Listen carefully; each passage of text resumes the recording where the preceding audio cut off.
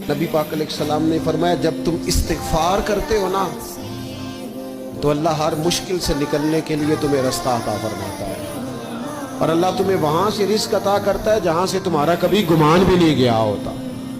कभी ना तवज्जो करें, जब पूरी तरह टूट जाए ना फिर तवज्जो करें रब की जानिब। जब पूरी कोशिश करें काम ना हो तो फिर बैठ जाए अपने मालिक की बारगाह। मालिक असबाब जमा कर लिए, अब तो मदद फरमा।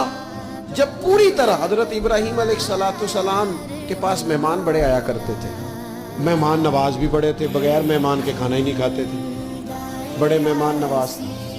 तो कहत पड़ गया मिस्र में गल्ला ही नहीं मिलता। हजरत इब्राहीम का एक दोस्त था, आप फ़लस्तीन में थे, वो मिस्र में था।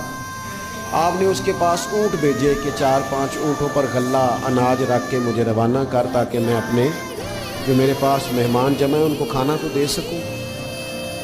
वो